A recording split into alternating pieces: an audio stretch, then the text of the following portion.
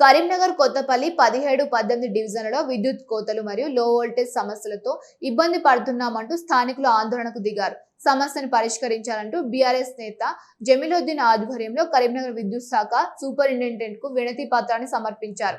కొత్తపల్లి మున్సిపాలిటీని కరీంనగర్ నగరపాలక సంస్థలో విలీనం చేసిన తర్వాత కొత్తపల్లి గ్రామ పరిధిలో విద్యుత్ సమస్యలు పెరిగిపోయాయని వినతి పత్రంలో పేర్కొన్నారు. తగినంత మంది సిబ్బంది లేకపోవడం మరియు విద్యుత్ వినియోగానికి అనుగుణంగా ట్రాన్స్ఫార్మర్లు లేకపోవడం ఇబ్బందిగా మారిందని ఆవేదన వ్యక్తం చేశారు. సమస్య పరిష్కరించేందుకు చొరవ చూపాలని, మెడికల్ కాలేజీ వద్ద మంజూరైన విద్యుత్ సబ్స్టేషన్ నిర్మాణ పనులను యుద్ధ ప్రాతిపదికన పూర్తి చేయాలని విజ్ఞప్తి చేశారు.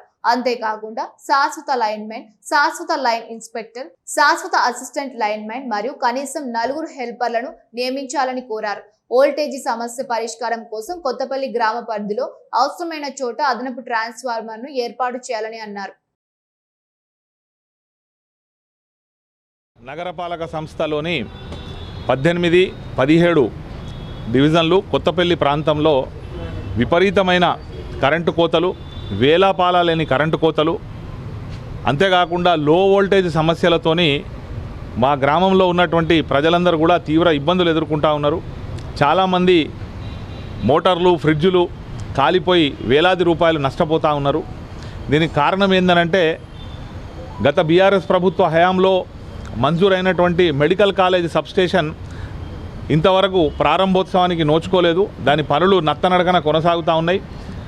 రోజు రోజుకు కరెంటు వినియోగం పెరుగుతున్నా దానికి తగ్గట్టు ట్రాన్స్ఫార్మర్ల ఏర్పాటు జరగడం లేదు.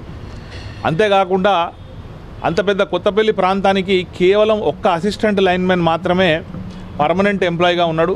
లైన్మెన్ కానీ, లైన్ ఇన్స్పెక్టర్ కానీ అందరూ కూడా తాత్కాలికంగా డిప్యుటేషన్పై పనిచేస్తున్నారు. వేరే దగ్గర ఉన్న వాళ్ళు ఇన్ఛార్జ్గా పనిచేస్తున్నారు. అసలు హెల్పర్ అనేవాడే మా ఊరికి లేకుండా అయిండు. దీంతోనే ఏదన్నా సమస్య వస్తే దాన్ని పరిష్కారం చేయడంలో కూడా ఆ ఉన్న సిబ్బంది చాలా ఇబ్బంది పడుతూ ఉన్నారు.